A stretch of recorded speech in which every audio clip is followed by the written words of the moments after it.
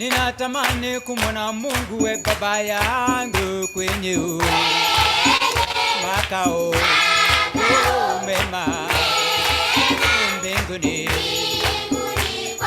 Ninatamani kumwona Mungu we baba yangu kwenye makao mema mbinguni. Ninatamani kumwona Mungu we baba yangu kwenye makao mema mbinguni. Ninatamani kumwona Yesu mwokozi wangu kwenye makao mema mbinguni. Ninatamani kumwona Mungu we baba yangu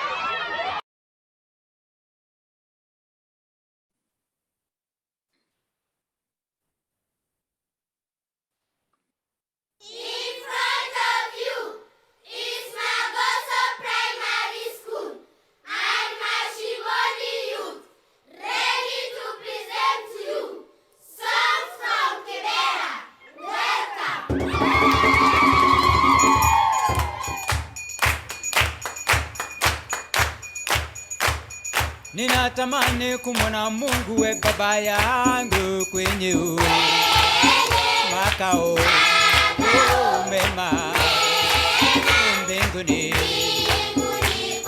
Ninatamani kumwona Mungu we baba yangu kwenye makao mema mbinguni. Ninatamani kumwona Mungu we baba yangu kwenye makao mema mbinguni. Ninatamani kumwona Yesu mwokozi wangu kwenye makao mema mbinguni. Ninatamani kumwona Mungu we baba yangu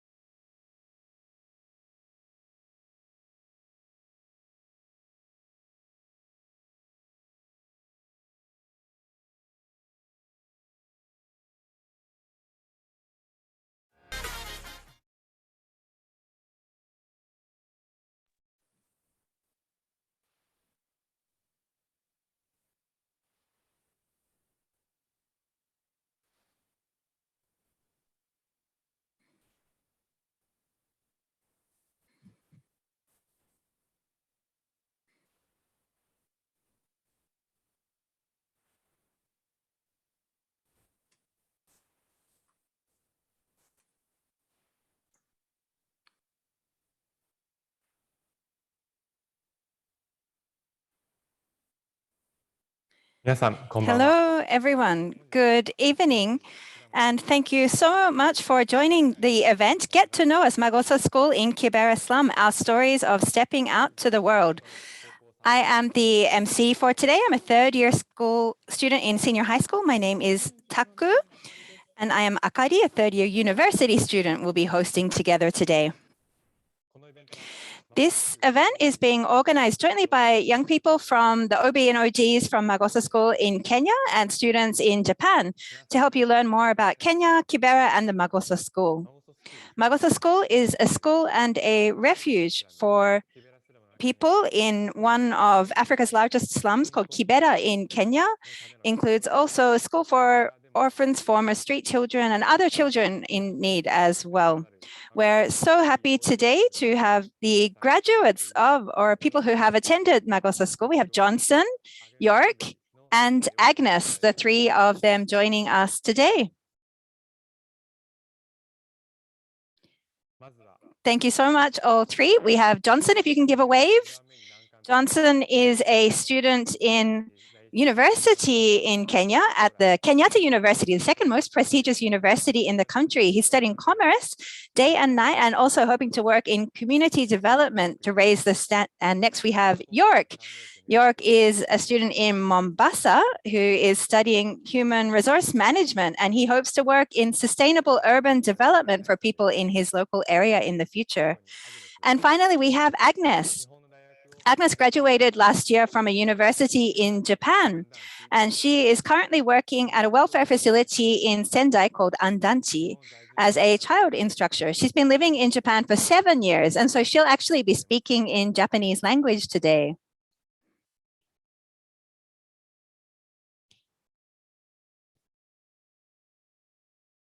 So thank you, and we're so glad to have these three presenters from Kenya today, and we hope that through hearing them, you will be able to feel closer to them after hearing their introductions.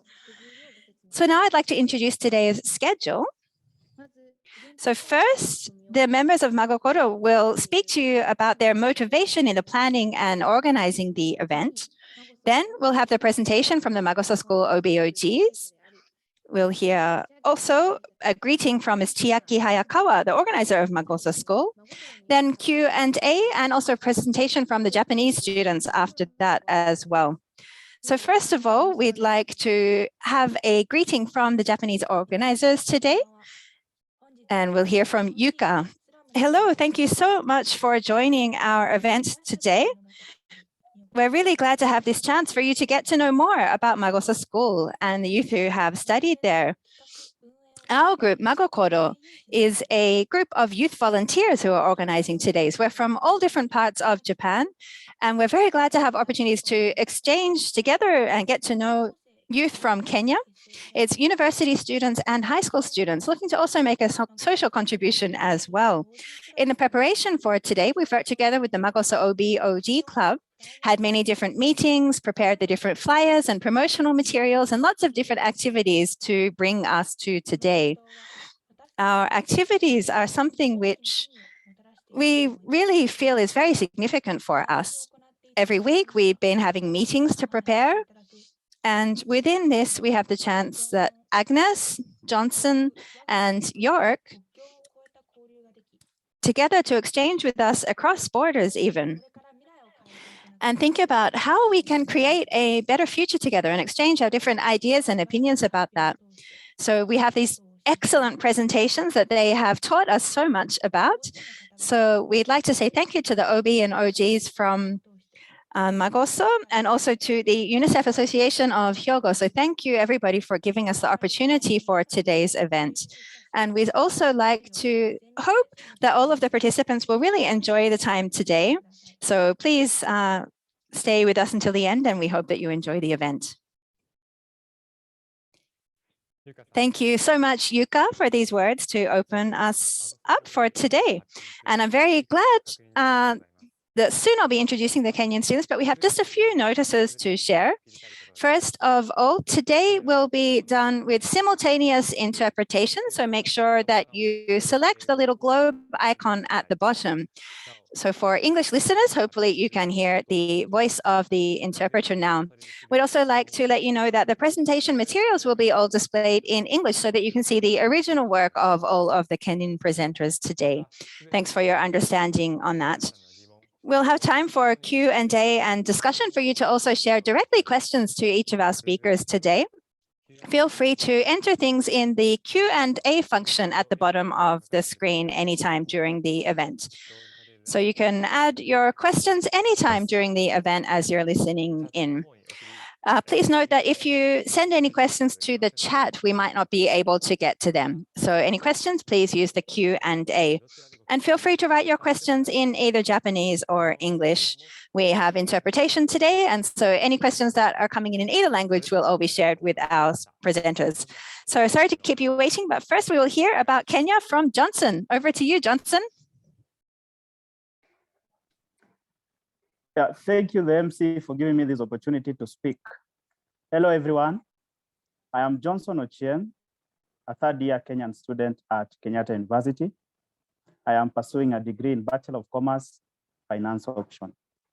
I am 23 years old. I'm also a proud member of Magoso OBOG Club Generation 8.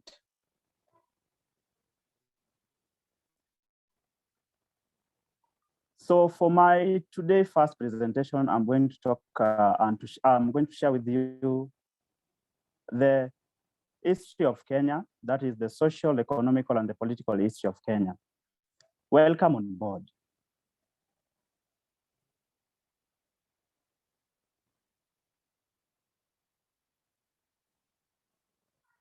Ever heard of Kenya?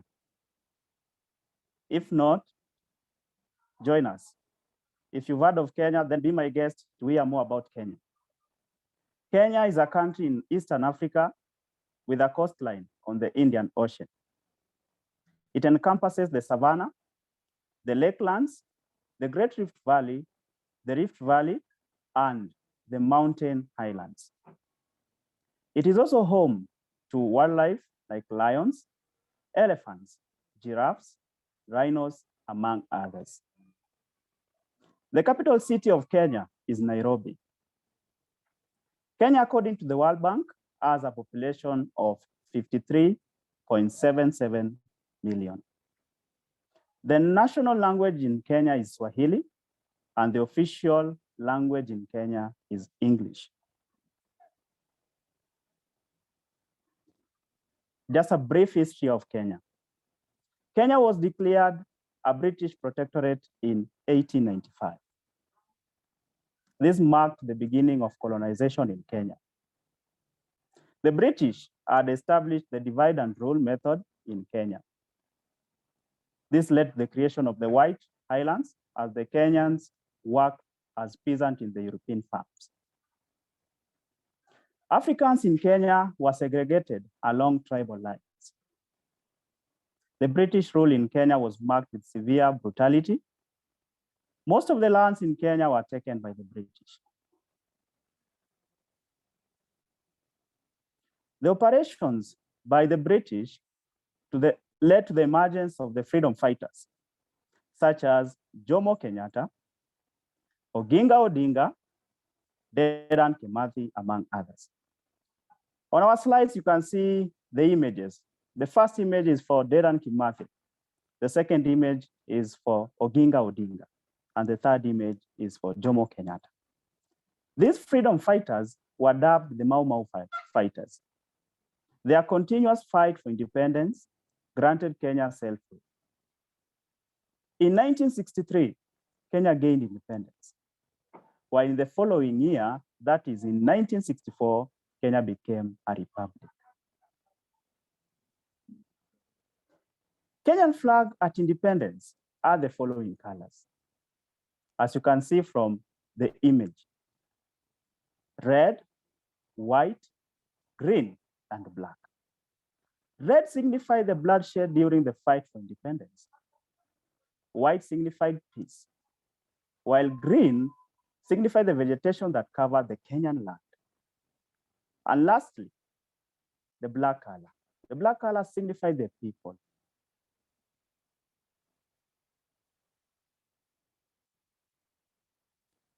Let's now look at the social history of Kenya. Kenya at independence had 42 tribes. But with time, the government has granted 5 more minority tribes citizenship. Hence, Kenya currently has 47 different tribes. These minority tribes include the Nubian tribe, the Tharaka tribe, Different tribes have different cultural heritage. As you all know, different people from different backgrounds have different heritages. Like the Kikuyus are mainly farmers. The Luos are mainly fishermen. The Kambas are mainly long-distance traders. And the famous Maasais are livestock keepers.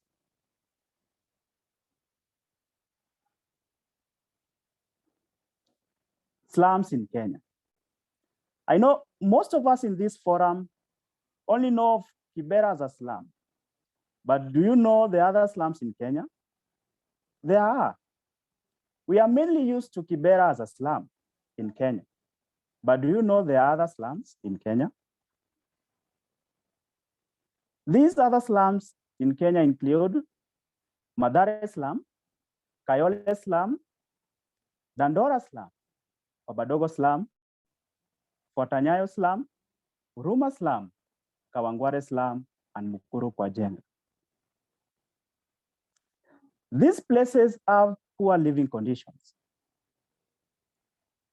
There are lack of affordable housing. There is scarcity of water, insecurity, and high levels of infections. The way of governance in Kenya. Where many people exist, we all know there should be a system of governance to bring law and order. Kenya is a sovereign state headed by the president. Kenya's state is divided as follows, just as Japan is divided into prefectures. Kenya is divided into counties, constituencies, and wards.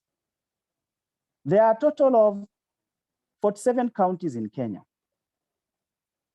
Each county is headed by a governor. Below counties, counties are further divided into constituencies, also known as the sub-counties. These constituencies are 290 in number. Each constituency is headed by a member of parliament. Below the constituencies, that is the sub-counties, there is a further division. These sub-counties are further divided into wards. There are a total of 1,450 wards in Kenya.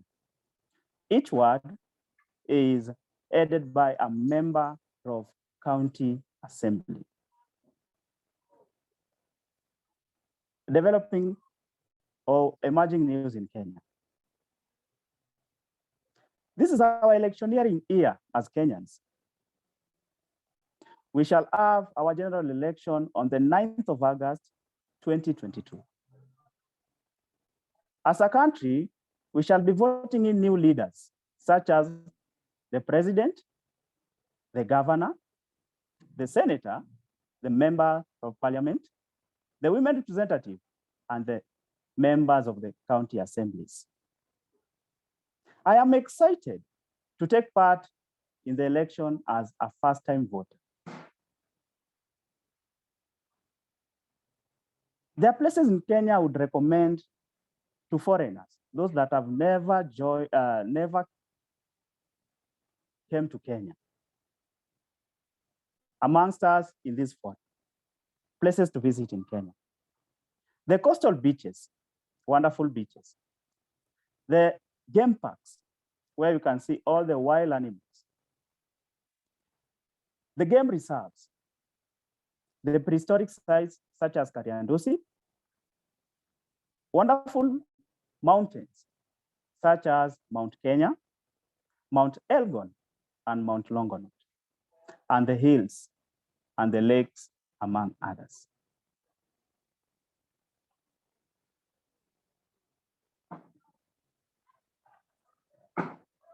This marks the end of my first presentation on Kenya. Thank you everyone for listening. Arigato gozaimasu.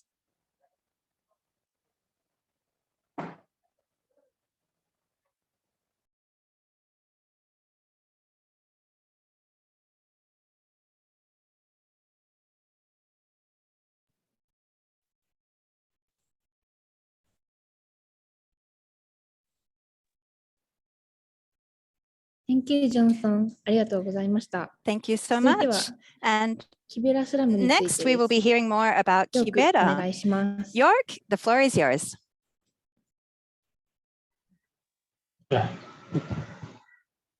Yeah, good afternoon to you all from this side of Kenya. First and foremost, thank you for being here today.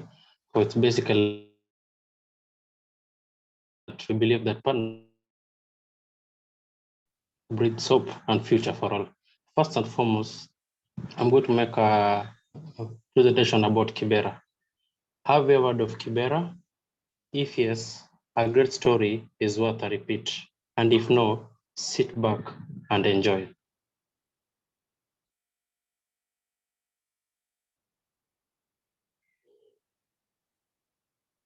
The origin of Kibera. First and foremost, Kibera was once a forested pastureland. Towards the end of the 19th century, the British, the colonizers of Kenya, they arrived in a place called Water, a small watering hole earlier referred by the Maasai.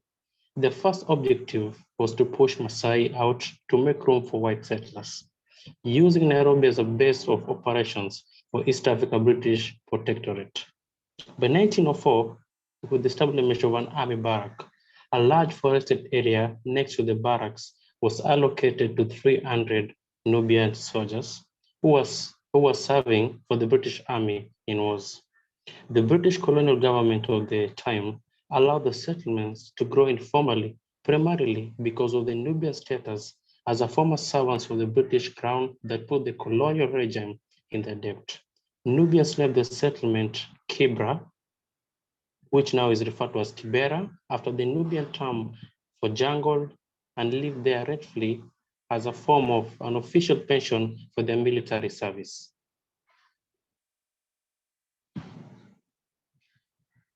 Next slide is of the colonial planning of Kibera, which bred the emergence of Kibera Slum. The colonial government restricting Kenyan natives and immigrants of African descent from settling near the administrative capital, Nairobi. Systematic racial segregation took place where Africans in low-level positions for the colonial administration could only apply for temporary permits referred to as kipande to live in the native reserves, biggest one being Kibera. We have the black men of presenting their permits to white settlers areas. Township was neighboring Eastlight was populated predominantly by the Indians and well-to-do Somalis, and the influx of African migrants greatly contributed to Kibera growth on land they deemed too valuable and too near European settlement.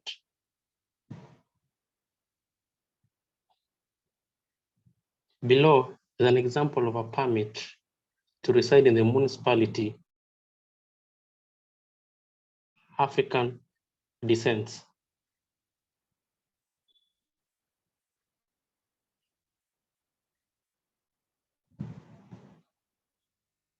The geography of Kibera. First and foremost, Kibera is situated southwest of the Nairobi capital and fed by railroad lines and Ngong River. It's an area of about approximately 2.5 million slum dwellers, actually a third of Nairobi population.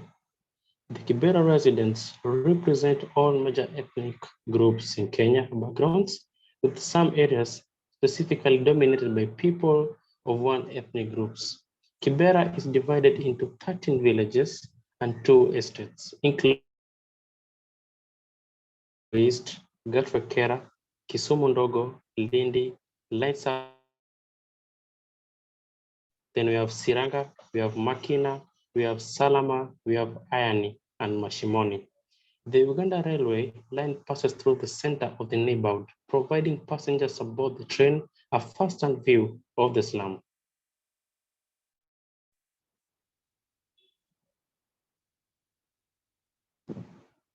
What is Kibera known for? As much as Kibera is a slum, there's something good of it. First and foremost, Kibera is one of the biggest Secondly, is the largest informal settlement in Africa. And thirdly, is vibrant but densely populated place. There's unplanned settlements where housing is not in compliance with current planning and building regulations.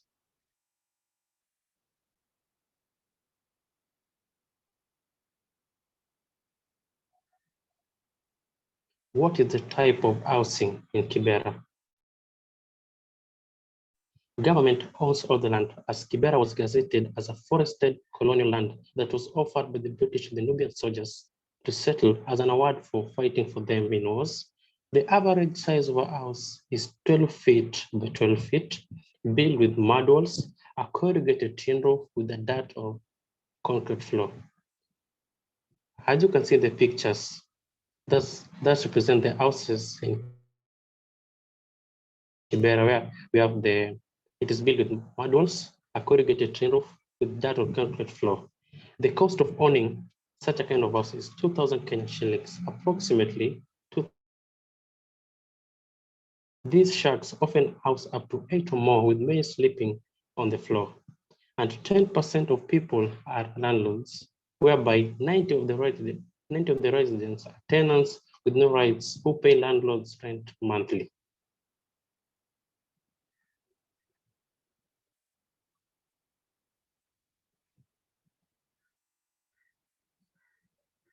What are the two main religions in Kibera?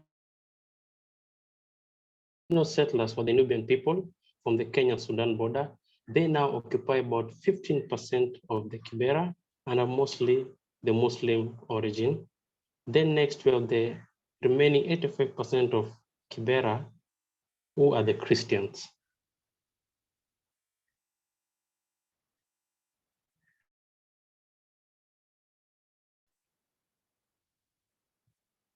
What is life like in Kibera? First is that it's a hard life and overcrowded. There's a very high rate of unemployment and most residents are unskilled. Persons living with HIV in the slum are many as AIDS cases. Kibera is greatly underserviced with access to basic services such as medical care, electricity, and running water inefficient. In sanitation, waste is not safely done away. And last, there's a growing poverty with most residents living earning less than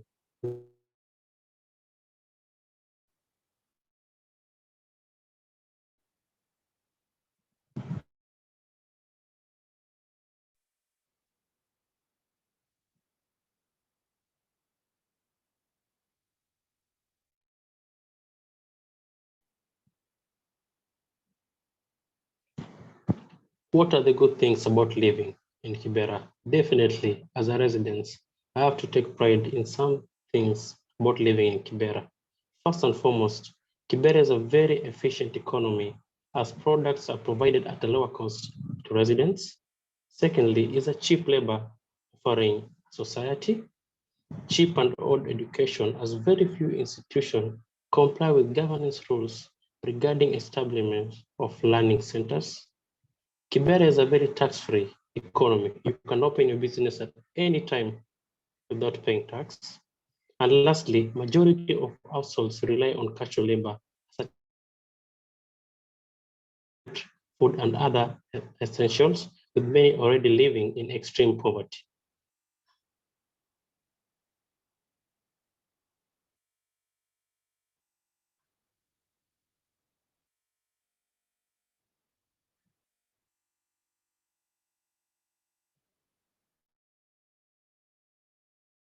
Between leafy suburbs surrounding Kibera. From the first picture is an image showing the dividing line between the slum of Kibera and a nearby golf course owned by the Queen of England. And on the second picture is the leafy suburbs surrounding Kibera, and whereby you find that the majority of households in Kibera rely on casual labor, such as washing clothes, offered by the middle class income living in the leafy suburbs in the outskirts of Nairobi to provide for their families.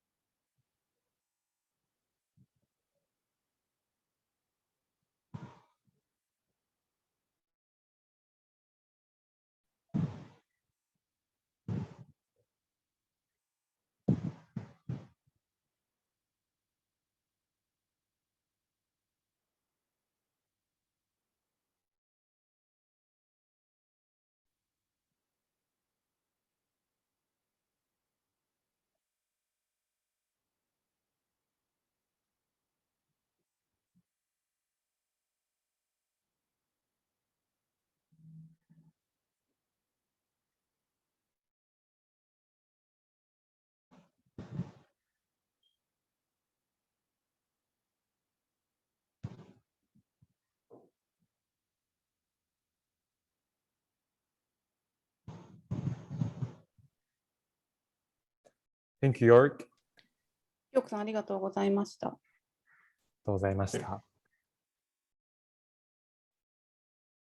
皆様、ご質問はいつでも Q&A のボタン You から can always ask questions and answers to the Q&A button. 続きまして、再びヨークさんがマゴソスクールについて And now, York will talk about Magoso School. The floor is yours, York.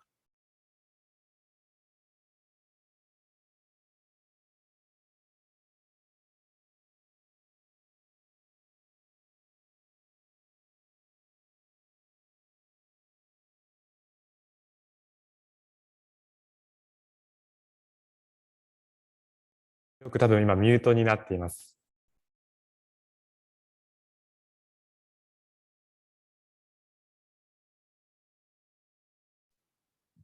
Sorry. Yeah.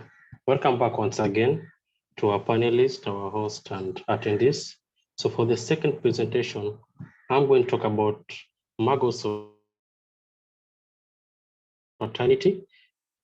Yeah, and basically, Magoso is our home for all.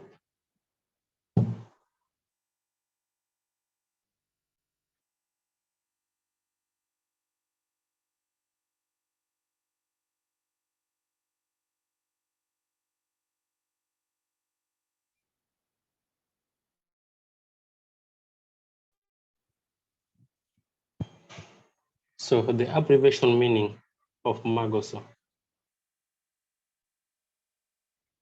Kindly, can you go back?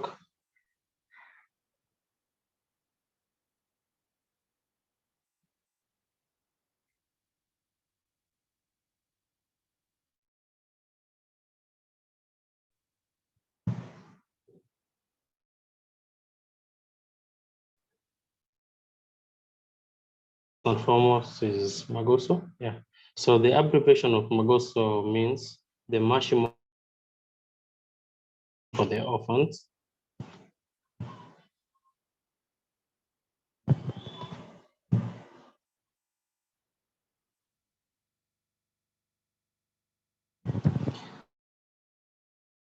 Talk about the great friendship. Born in Fukuoka in 1966, she has lived in Kenya for more than 34 years. She attended the Tokyo University of Foreign Studies Department of Indian and Pakistani languages, specializing in Urdu. And in 1985, she left school and began seeing the world. At the end of her long travels, she took up residence in Kenya. As a tea girl in a Japanese tour company, Lilian Akinyi met with her best friend, Cheki Hayakawa. 20 years of friendship are still counting. With the help of Cheki Hayakawa, Magoso has grown to heights as both friends shared the vision of bettering a community.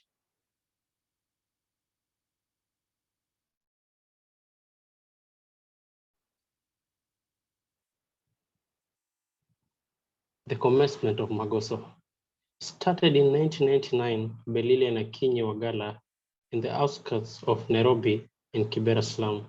Mrs. Hayakawa says she grew up as an orphan and raised her younger siblings herself. After her brothers and sisters were unable to be on their own, Lilian opened her home. It was in a small shaded community called Mashimoni with no supply. A start of about 10 pupils gave life to it, running artistic programs to help their students combat anxiety, to overcome the particular and poverty.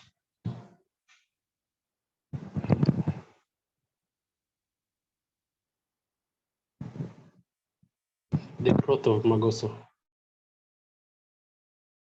The center has expanded from the floor of Lilian's house to housing a school, library, kitchen to feed 500 students, computer room, and children playing space. It has taken the goodwill of Cheki Hayakawa journalism career, seminars through virtual meetings overseas to help it grow and support the vulnerable kids of Kibera Slum. The yard at Magoso School is now bordered by high walls, decorated with paintings of Scooby-Doo and Bob Marley. Today, under a blazing morning sun, it is packed with hundreds of children singing and clapping to the beat of drums, and acquiring knowledge to better their tomorrow.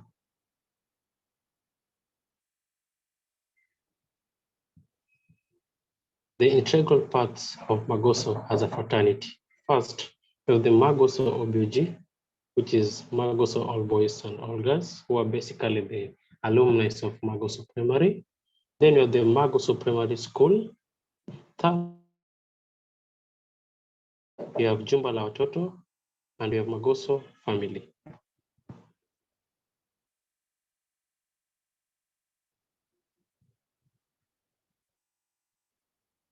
And the first integral part of Magoso is the Magoso OBG.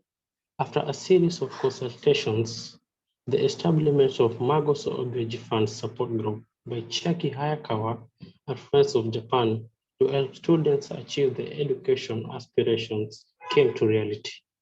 Education builds hope for a better life. A strong belief we have as a gold mine on a last 10 years, Magoso OBG has educated more than 150 students into secondary renowned. We are grateful to Tawando in Japan and others in various fields of employment.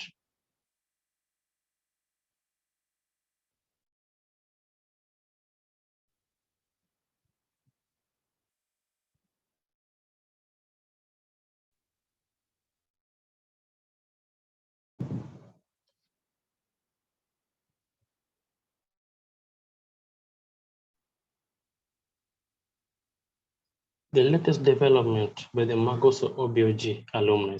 First is the Magoso Youth Center, community-based organization aimed at developing methodologies to implement sustainable development goals through the creation of a community resource center to empower local socially in raising quality of life. We are proud to have partnered with Kenji Sasaki, who is a social change maker. On the first image is actually the inauguration day of the Magoso Youth Tech Academy, in raising the technology status of our country and equipping youth with and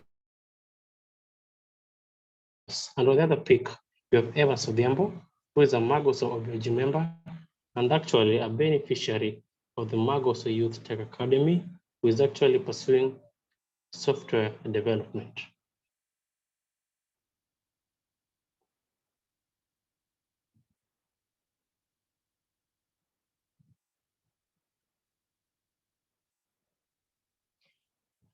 The next biggest fraternity of Magoso is the Magoso Primary School. Magoso now provides education to 500 students with access to library, playing ground, art and music, and environmental friendly education center. Lillian, in her own words, say, sometimes you see the children coming in the morning, you look at them and they're sad.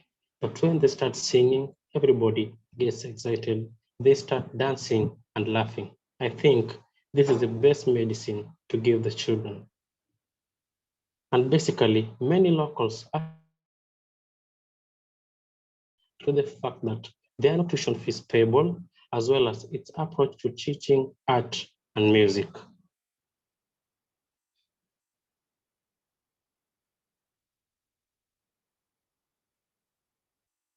The education system in Kenya. The national educational system before consisted of 3 levels, which were 8 years of compulsory primary education, beginning at the age of 6. Then we had 4 years at the secondary level, and then we had 4 years of higher education of tertiary level. Below shows a new education system being phased in, termed as CBC, competency-based curriculum. The curriculum that emphasizes the complex outcomes of a learning process. For example, knowledge, skills, and attitudes to be applied by a learner, rather than mainly focusing on what learners are expected to learn about in terms of traditionally defined subject content.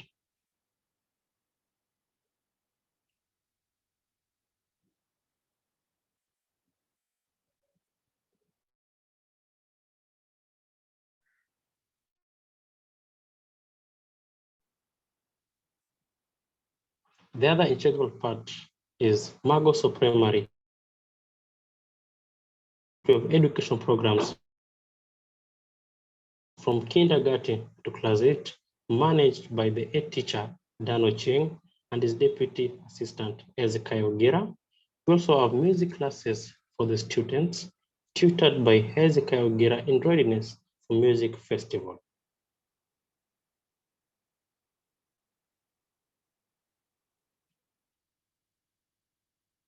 The schedules of meals, whereby for the breakfast is basically porridge, which is served at 10:30 a.m. For the lunch, you have githeri and maize served at 1 p.m.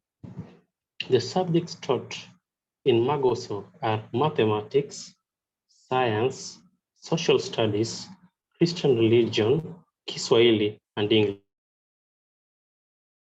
Activities in Magoso, basically you have music, sports, gas club, art and craft, and a feeding program. For example, in the picture, we have a Saturday feeding program for the community.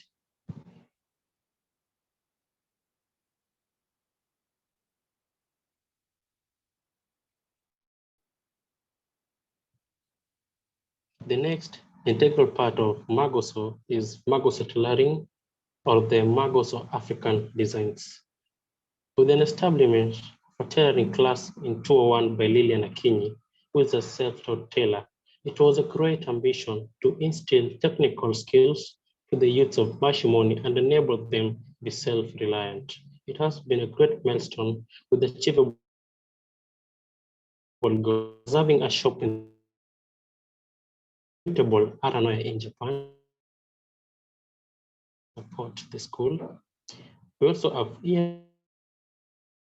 to boost the morale of Magoso students and also showcase items being made at the tailoring shop in Magoso School.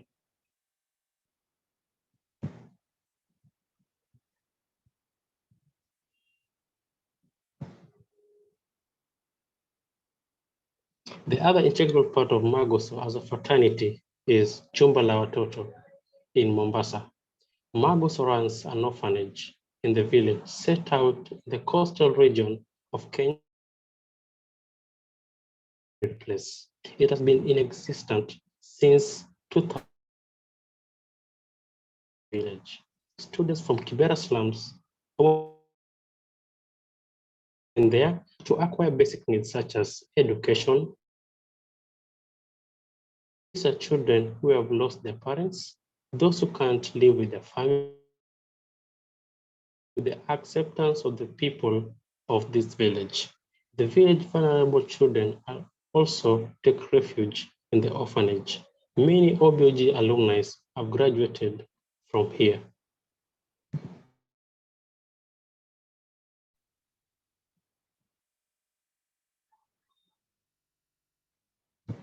And the last integral part of the Magoso fraternity is the Magoso family.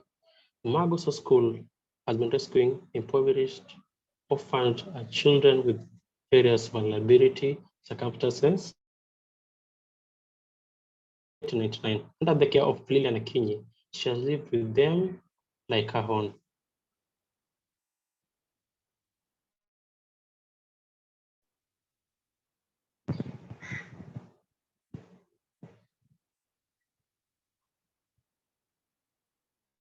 That's the end of my presentation about Kibera and Magoso. Thanks all for listening.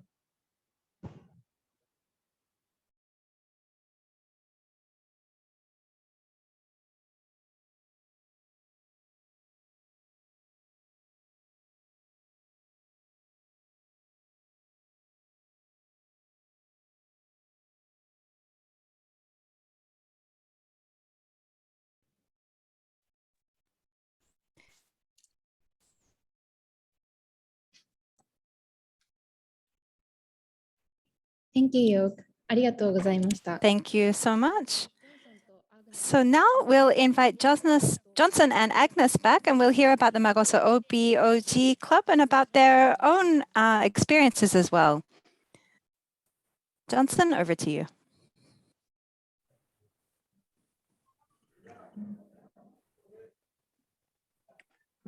Thank you, the MC, for giving me this opportunity once again to speak to this wonderful audience. To our audience, I must say we are humble and grateful at the same time for keeping on listening to us. Welcome on board as I do my second presentation about the Magoso OBG. Magoso is an abbreviation of Mashimoni Good Samaritan School for the Orphans. OBG stands for All Boys and All Girls from the Magoso School. These are the Magoso alumni.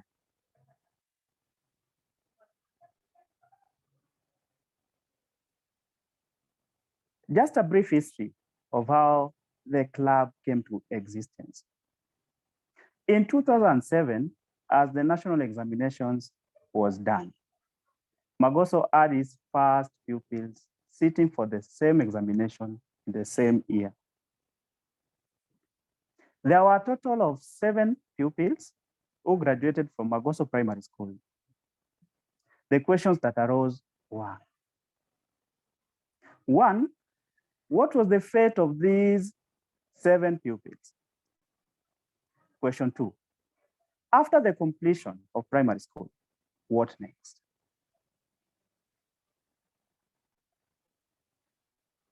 With these questions, there was need to create a support program to ensure continuity. The support program would provide an opportunity to Magoso School graduates to proceed to higher levels of education, that is accessing secondary education, university education, college education, or even vocational training. This led to the creation of Magoso OBOG Club, producing the first generation called Generation 1. With the formation of Magoso OBOG Club, Chiaki-san and Lilian Wagala became the patrons of the club. Teacher Dan and Teacher Gira became the mentors of the OBOG Club. To have a sustained support system, Chiaki-san would talk to a few of her personal Japanese friends about her program with the OBOGs. These friends would kindly contribute to support the OBOG program.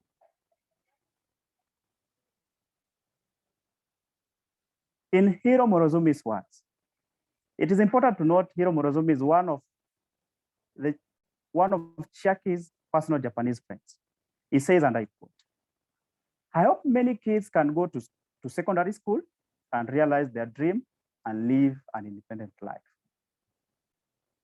Today, as a club, we boast of 14 generations. The club is proud to share with you to have supported over 150 students in secondary schools from the 7 students who started the program. Currently, the Magoso OBOG Club has students spread all over the country.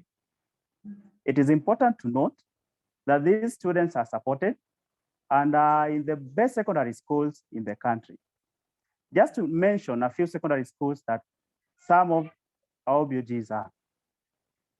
Olkajuado National High School, Riambase Secondary School, Masibos, and Kiteta Girls, among others. A total of 48 secondary school students. Some of the OBOG members are in prestigious universities and colleges, like University of Nairobi, Kenyatta University, Kisii University, and the Technical University of Mombasa, among other universities. Currently, a total of 17 students.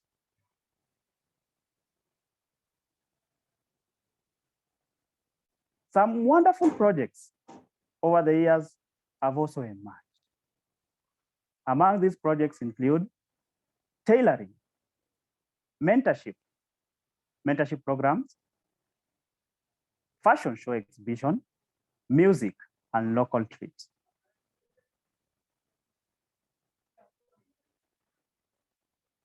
The latest development by Magoso OBOG Club includes the Magoso Youth Center. Our audience, I know you are aware because Caleb Wagala has mentioned it in his presentation. The Magoso OBOG Club called the Magoso Youth Center. The Youth Center aims at creating a resource center to empower the youth, both at Magoso and in the entire Kibera Slum. I would like to mention a few noticeable members who are part of the Magoso OBG Club. Firstly, I will start with Agnes and Doris, who are currently studying and working in Japan. Secondly, we have teacher Otiso, who has graduated from Kisii University with a bachelor's degree in education and is currently back teaching at Magoso School. Paulina Dana recently graduated from Jomo Kenyatta University of Agriculture and Technology. We also have Tony, who is doing exemplary well in the music industry, having recorded numerous gospel songs. We also have Victor Obiri, who is the current manager for Solar Panda Energy Company. The list is endless. With the successes, these people still come and give back to Magoso and the community at large, showing their appreciation of what Magoso OBG Clubs has done to their lives. On behalf of the members mentioned, I would like to request Agnes to share with us her story of being in Magoso and how life has been living in Japan. Thank you.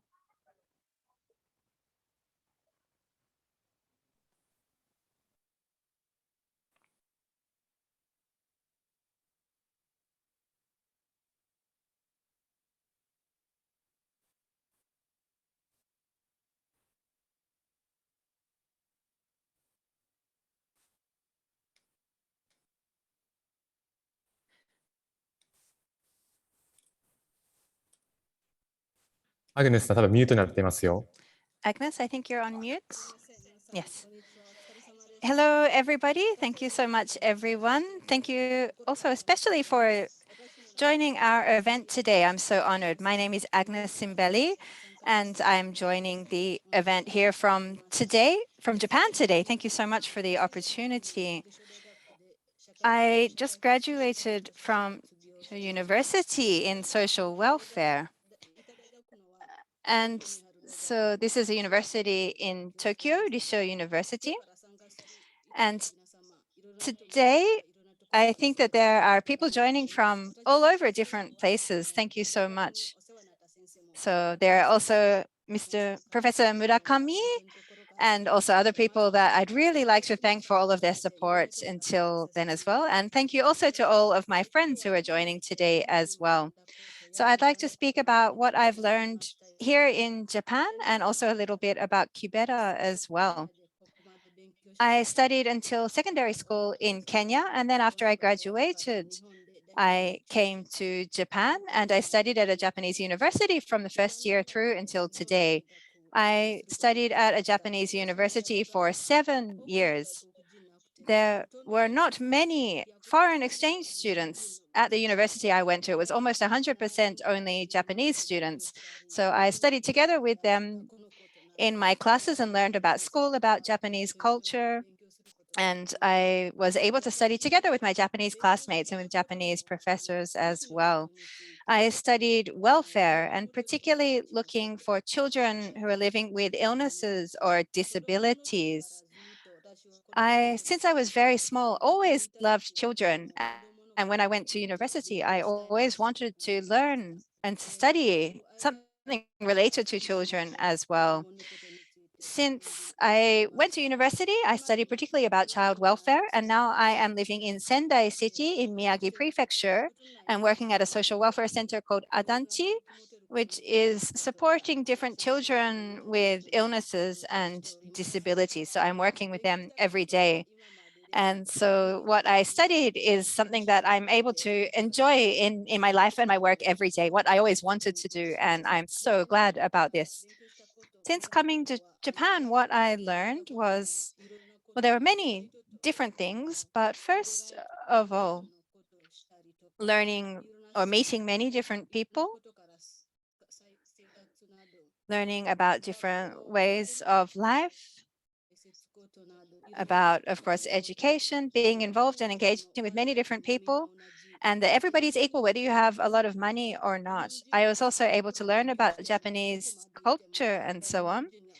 But I think that, Japanese people are always going to be Japanese people, of course, compared to, I think they're very different to a lot of people in other countries. So I felt that no matter how much I can study and so on, the different way that you relate to other people, what you're studying, or these, I think the way of looking down on people or this kind of thing doesn't happen in Japan. Another thing is about the content of my work, but because I'm working with children who are sick or who have disabilities every day and spending each day together with them, what I learned there is no matter whether you have a disability or not, there are certain things that you can do. And everybody has different capacities and potential. In Kenya, I think that there is perhaps different discrimination against people or families with people from disabilities, for example, or people not wanting to be engaged with them. But in Japan, I feel that people with disabilities can be engaged in work just as other people as well, and there's not as many different gaps. What I studied at Risho and Tokyo universities and what I also was in Kenya as well, I think is what I'd really like to share with everybody. And the last thing I want to share is the Japanese country and Japanese culture is very fun. It's very beautiful. And there are almost 200 people. There's 193 people today. And I hope that you can also have a chance to learn about Kenyan culture and Kenyan history as well.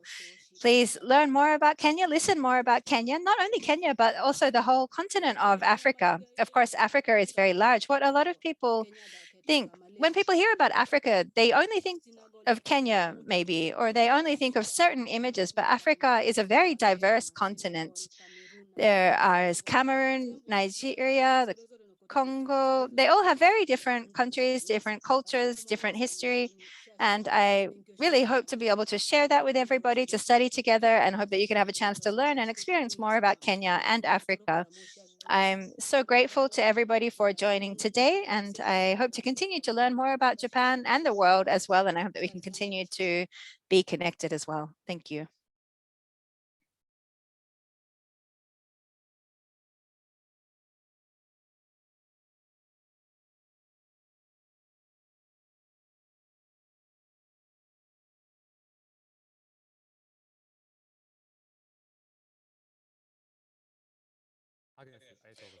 Thank you so much, Agnes. And Johnson, we'll pass back to you. So Johnson, you can continue your presentation. Thank you, Agnes, for such a wonderful presentation.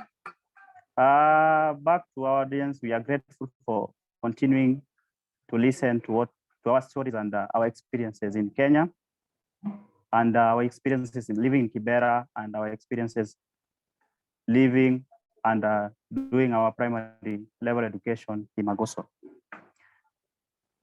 Just as Agnes has said, I would also want to share in brief how I found myself in Magoso. I first came to Kibera in 2004. I came to live with my uncle. My uncle at this time was a tailor in Magoso. At this time, I was 6 years old. So there was also need for me to access education, the primary level education. So my uncle came and requested for a chance from Lilian Wagala, the director of Magoso Primary School.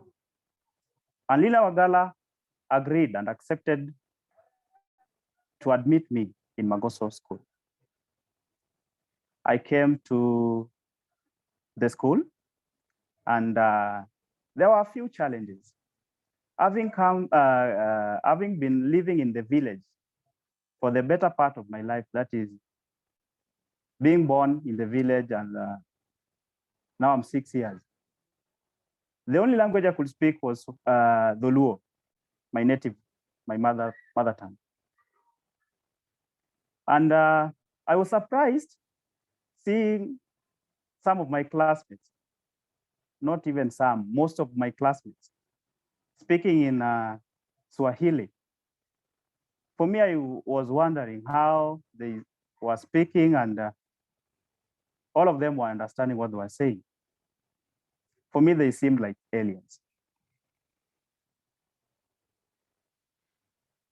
I later on realized that they were speaking in Swahili. Some could even manage to speak in English.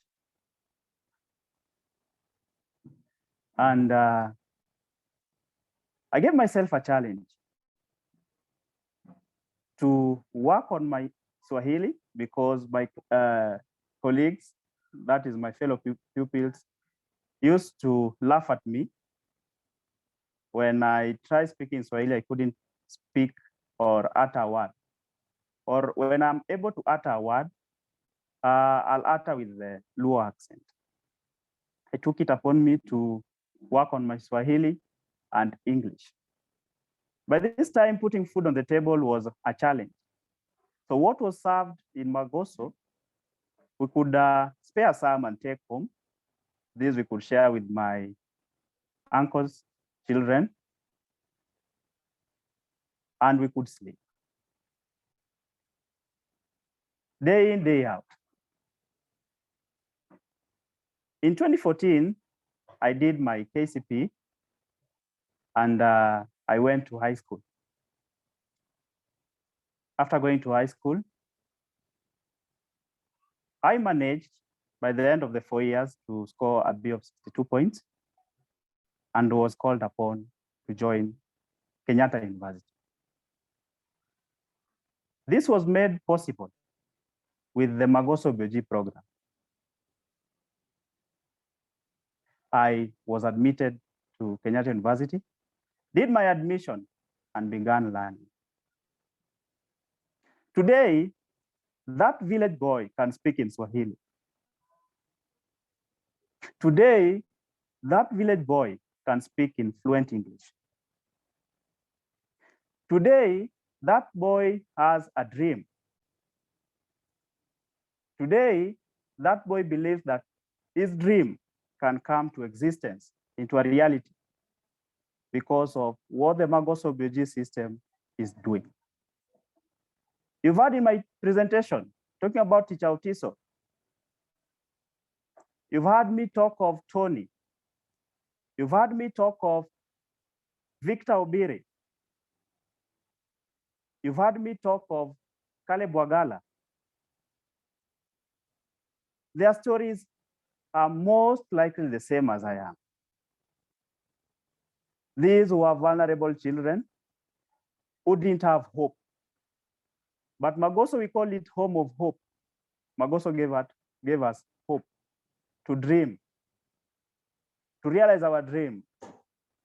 Because no matter where we came from, Magoso believed that our dreams are also valid. Today, these people are able to share such a platform. Today, there are some of them that are working, doing well in life.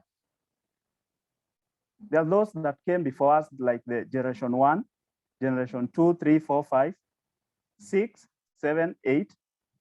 Currently, we are spanning at generation 15 for the ones who recently did their KCP examination. What I'd like to share with our audience is the impact that the Magoso OBG program is doing to the community. Not only in Magoso, but also in the entire Kibera Slum. And I believe the impact is going to live beyond the first generation, my current generation, and the generation that are going to come. We are given hope, and we are trying to instill that hope in the generation that are coming after us. Thank you for listening to my life experience in Magoso. Kindly the slides.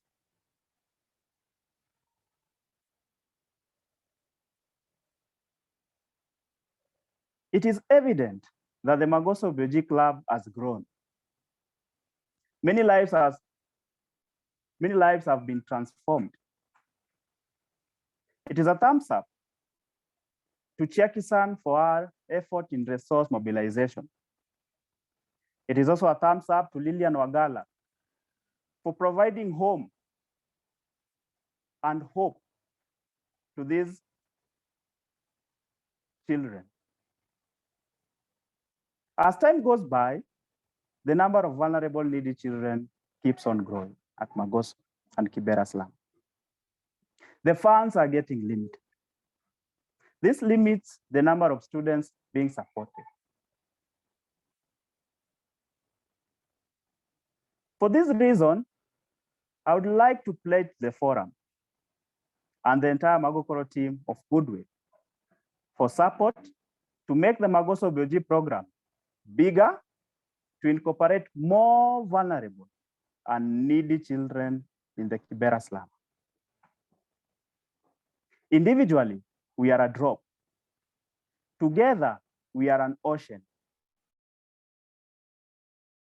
We can do so much to educate, to empower, and to enable a child living in Kibera to realize their dream through the Magoso OBG program.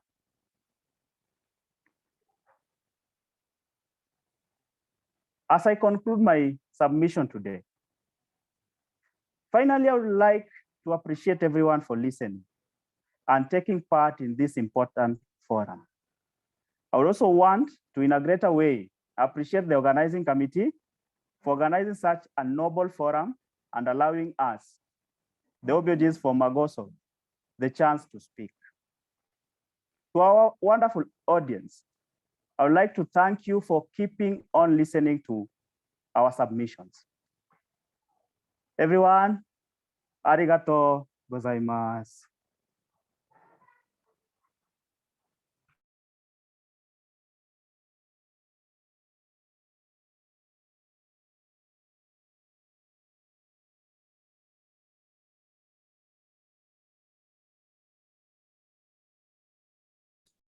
Thank you, Agnes and Johnson. 皆さん、素晴らしい発表ありがとう Thank ござい you ます。 so much, everyone, for your wonderful presentations. So now we're happy to continue on, and we'd like to introduce, of course, a great supporter and one of the founders of the school and also a supporter of this event. We're over to Chiaki Hayakawa next. Hello, everyone, and thank you so much. Good evening, everyone, to those of you in Japan, and for those of you in Kenya, good afternoon. It's still the afternoon here. I am speaking today to you all from Kenya. I've been living here for 34 years, and my name is Chiaki Hayakawa.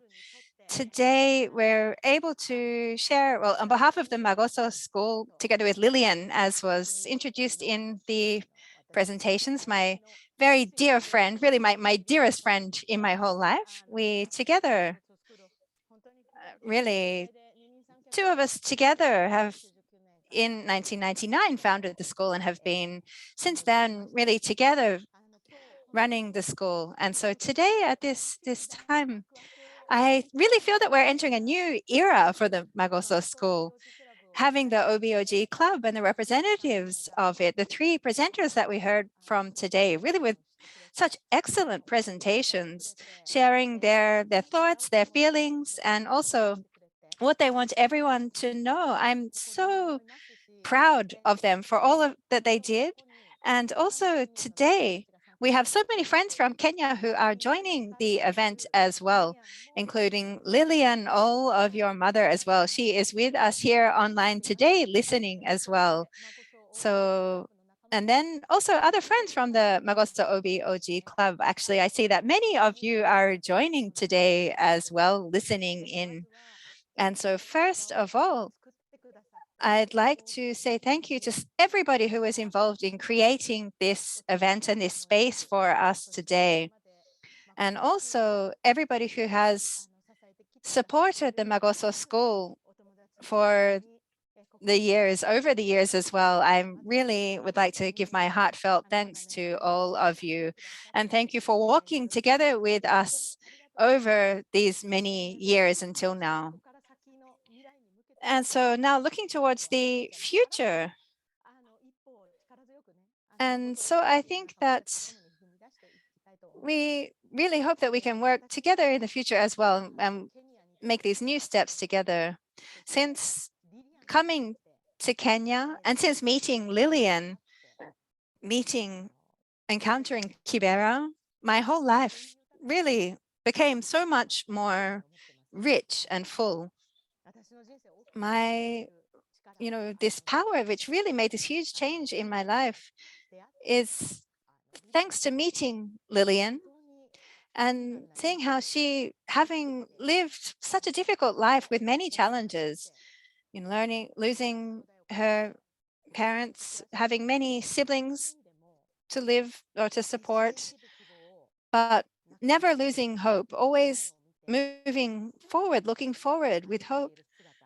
And seeing her living in this way is something which I've always watched and learned from. And there's so much that I have learned and been blessed with by meeting Lillian.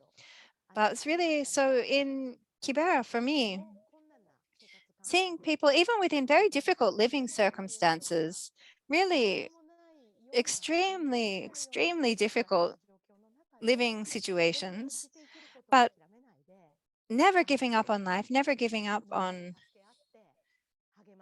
supporting each other, mutually working together, encouraging each other, and looking at how to make tomorrow a better day in any kind of way as well. These efforts and of everybody, even Kibera may be very poor economically in some ways, but it's a place so full with rich and the light of life.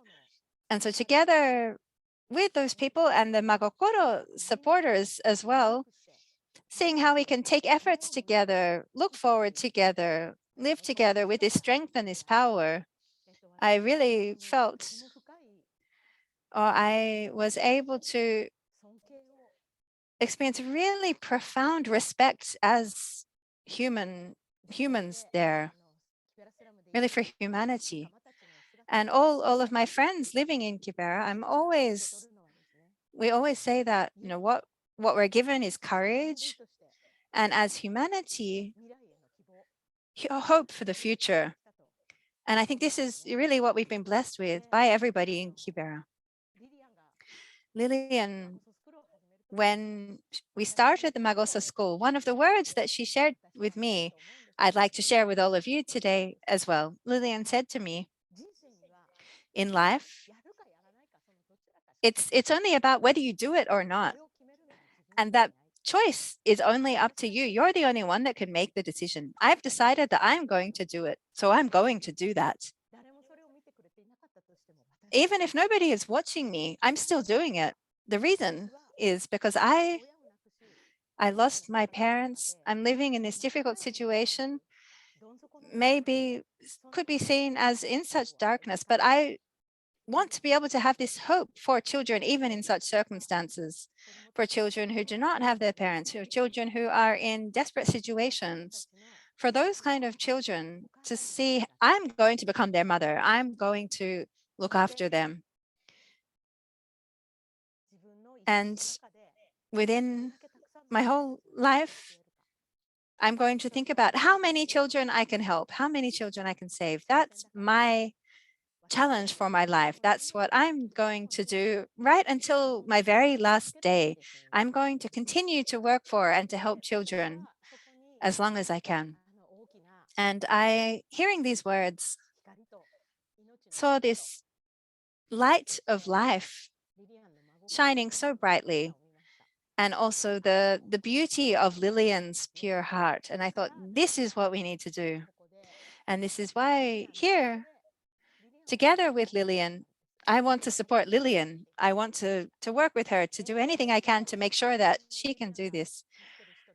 And so all of the children that Lillian is supporting, that she is helping, and together with them, I've spent all of these years together walking by their side. And there are things that we'd never even imagined happening now. 20-something years, it's 23 years perhaps, I think, that Lillian and I have been working together, living. And even without being able to take a breath, we've been just running throughout these decades. But one day I realized that the children who were raised at the Magoso School have this enormous power and strength, and they themselves now are starting off on their own new strong paths as well. These young people themselves, even in difficult circumstances, difficult lives, or because they've come from such circumstances, because of such a background, they see how they can support and really fundamentally change and improve their community. And we can see this very strong desire that they have and wanting to work together, and they are continuing to work together, studying so hard and bringing the knowledge and the skills that they have gained and the learning, not only for their own sakes, but also how to return this back to the overall community and for people who are living in the very difficult circumstances in the slums to be able to raise the overall living standard for everyone. And I have a new sense of certainty. And what this is that Lillian and I, until our very last day, we of course will be continuing to do our work, but things that we were not able to achieve, I'm sure that this next generation, these young people, the OBs and OGs, will be able to continue on from what we started and achieve even greater things to continue on. And they will be able to go even farther beyond, much higher and greater than we were ever able to. And having this new courage, I'm really given this by everyone at Magoso School, especially the Magoso OBOG Club. And this is why looking at their path from now as well, I hope that we can just support them just a little bit more. And I hope that all of you will be able to contribute even just a little something in order to them. They are the pioneers of the Magoso OBOG Club. And behind these pioneers, there are so many other children still coming, following their footsteps. And we hope to be able to bring them just a little bit further, allow them to make just a little bit of progress. And I ask, especially to all of the Japanese audience today, to support us a little bit more, to continue to contribute in whatever way you can. And what you give will contribute by 10 times, by 100 times on top of that. And they will continue this path and go even much further. So with this new period, the new era of Magoso School, I hope that we'll have more and more friends to walk on this journey together with us to continue to support their journey. And we hope we want to expand this friendship circle even further.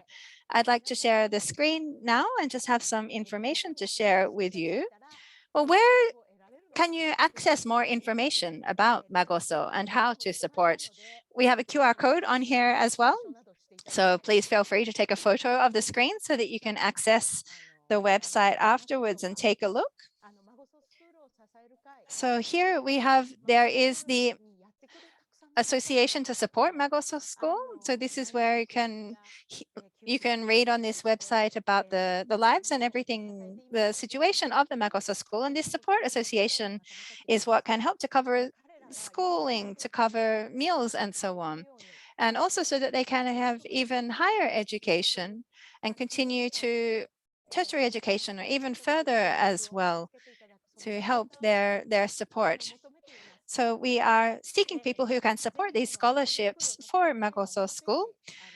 We invite you to take a look at the homepage, and this information is also included in the chat as well. And Lillian has also started so many different initiatives, including the tailors who you heard about as well, who are making such really fun handmade products as well. And these are being sold at an online shop in Japan called Haronoya. You can access there to purchase any of the items, really beautiful things that people have put all of their efforts into creating.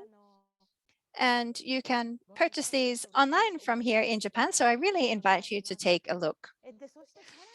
And if you would like to learn even more information, more details, more information, I invite you to take a look at my social media. If you follow me on Twitter or Facebook, And you're also, of course, welcome to email me anytime, particularly in regards to the Magoso OBOG Club. We are seeking people who can have one-on-one support for the OBs, OGs as well. And this is a way to also connect even deeper bonds and connections between people. I've created a blog and group here where I can share on there with photographs and articles in Japanese about daily life in Kibera. So if you can join that group, you'll have access to all of these daily updates as well.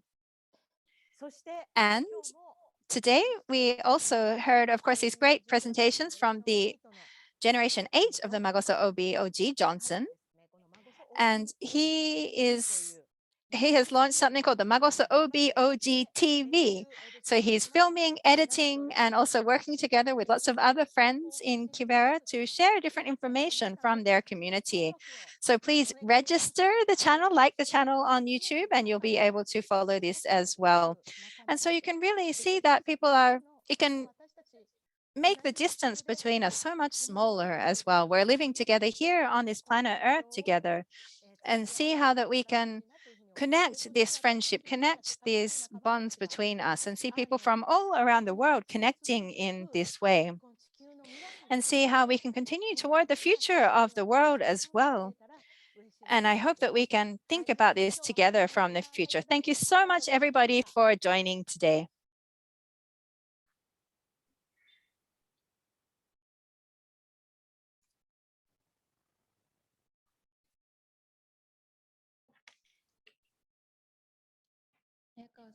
Thank you so much, Chiaki Hayakawa. So now we move into the question and answer part of today's program. We have many different questions coming in. Thank you so much, everybody, for sharing them.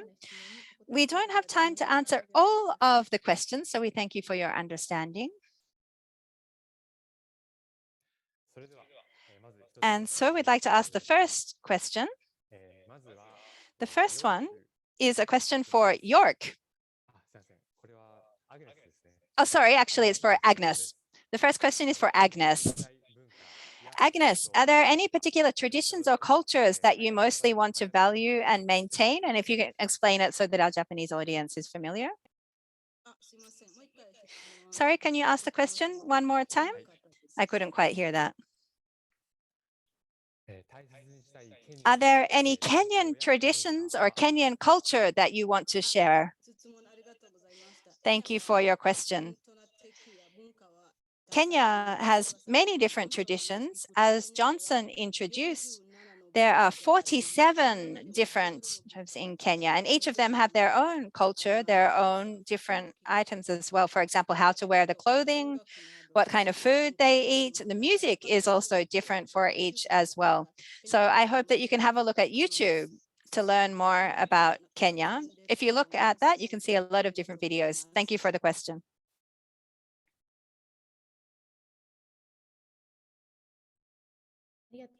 Thank you, Agnes, for your answer.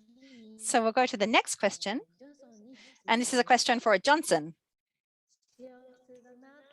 Johnson, what are the moments that you feel happy? When do you feel most happy, Johnson?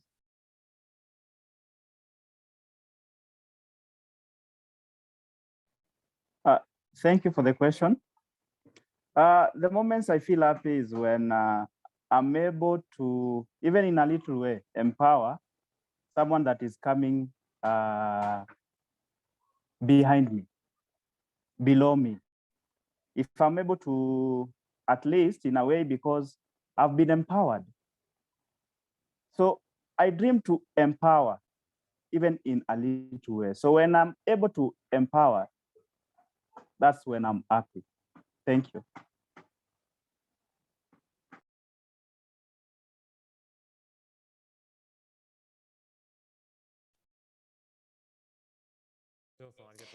Thank you for your answer, Johnson.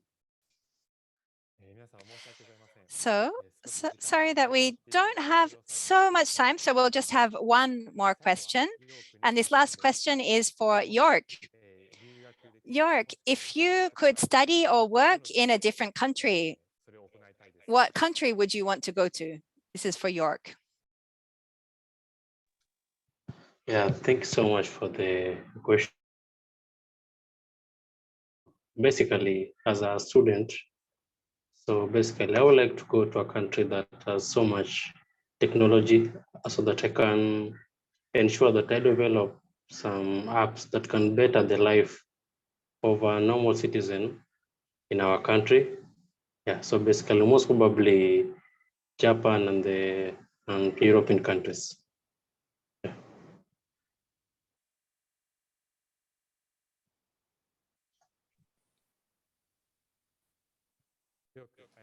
Thank you for your answer, York.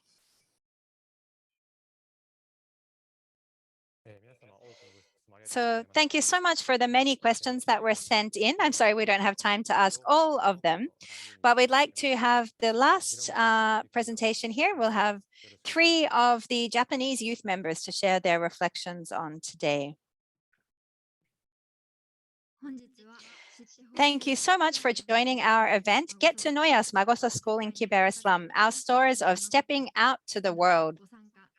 We're really grateful to have all of you joining today. And from now, we'd like to share some of our group's members, the Magocoro-Japanese youth team's impressions of our involvement in being organized in this event. There are 4 main things we want to share: what we were surprised at, impressed by, our changes in our thinking, and things that we want to tell the participants, that we want to convey to you.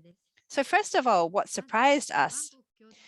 First of all, the fact that both the youth from Magoso and we, the Japanese team, share the same common desire that is the same for any country, that we want to improve not only our own country, but the whole planet.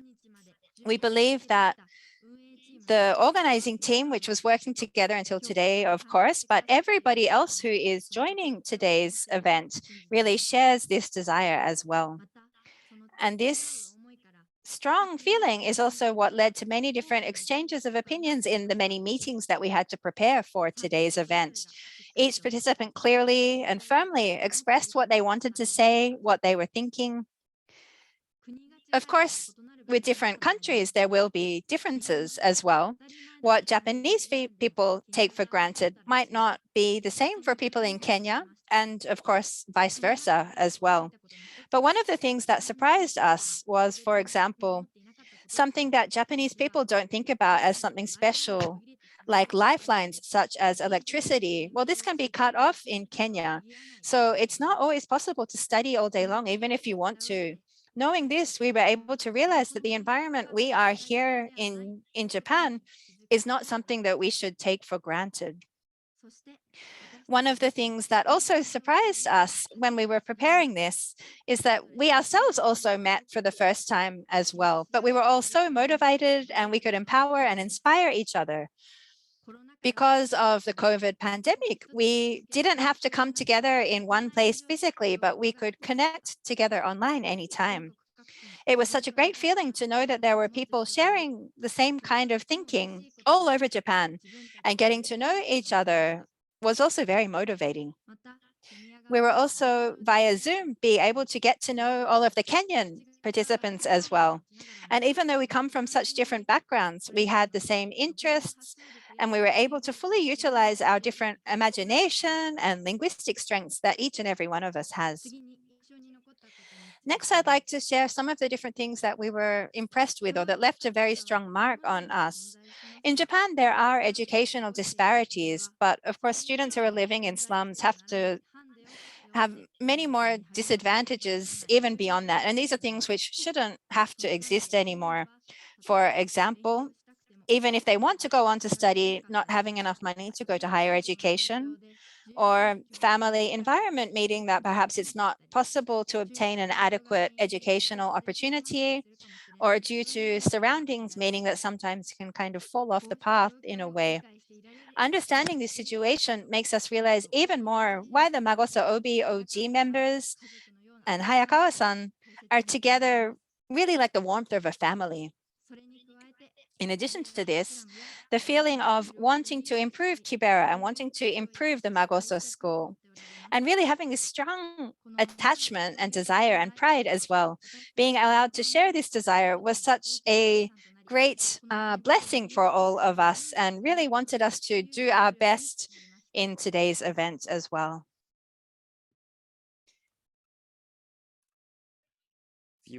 Next, I'd like to share about some of the things that changed in our way of thinking. In preparing today's event, there were several different changes that we felt in our experience as well, and I'd like to give you an example of this. First of all, was the change in the sense that by actually doing something ourselves, we could, for example, spread the word about Magoso to other people, and by increasing interest in Magoso, then people could become more aware, not only about a particular community issue or just about Kibera, but even about global issues. And really seeing that the issues of Kibera, people can think about global issues as well. Also, through this activity, we also realized, for example, our own language skills or communication skills were maybe not enough all the time. And we really felt the need to work even harder. We also thought about, for example, some different stereotypes or prejudices that we had just from what we'd been taught in school textbooks or the mainstream media, being able to really notice or learn new things. And we felt so grateful about that chance. Also, before the event, Kenya just felt like a fiction somewhere in a distant country. But as we talked with our friends in Kenya and learned more about the situation, we began to feel closer to the country, even exchanging messages on social media if we wanted to say something to each other, and sharing that we both have this mutual desire to make the world a better place. But at the same time, sometimes we felt this kind of frustration at the fact that even though we're the same young people, just the fact that we're born in different places means that there are different challenges in working towards the same goals. Also, at first, maybe some people became involved because they just thought, oh, we want to help people in poverty. But then through this experience and through working together, realize how important it is to think together and act together with the local people rather than just thinking from outside. Other than that, we also had, for example, some people were worried about how they could work and make an event together with people that they'd never met before. But by having regular meetings and talking on social media and having very detailed communication together, felt that if you can work together with someone else, you can make an event such as today and really gain confidence through this process. So these were some of the things that within our members as well. Many other different changes or new learnings we had, and I think that we could all really grow a lot through organizing this event together. And last, I would like to share some of the things that our team wants to convey, to communicate to all of the audience members today, and there are 4 points. The first is also in the title of today's event, but first wanting to get to know about each other, get to know about, first of all, thinking about the reality of this place 10,000 kilometers away from Japan. There are realities there that we cannot neglect, but there are people who are living every day to their fullest with a smile on their face. The brilliance and the greatness of the people of Magoso, we want people to know. And above all, the infinite possibilities of education. One of our team members shared the phrase, education is the most powerful weapon we can use to change the world. And these words are a favorite phrase that we would like to communicate to all of you who are joining today. Even if you're coming from a different country, even if you're just a student, even if you can only meet online, the more you know, the more you realize that you can do something for someone else, that there is some way that you can contribute. And because we know this, because we realized, and because of all of you, we think that it is important to do the best we can now and to take action in whatever way we can. And we also want people to be interested in Magoso. We want everybody also to learn, just as the Magoso OBGs and Hayakawa-san and others value the warmth of family, human love is essential for education. So for that reason, we want everybody to get to love Magoso. And last but not least, we want everybody together to come together to support the dreams of the young people of Magoso together. Thank you very much.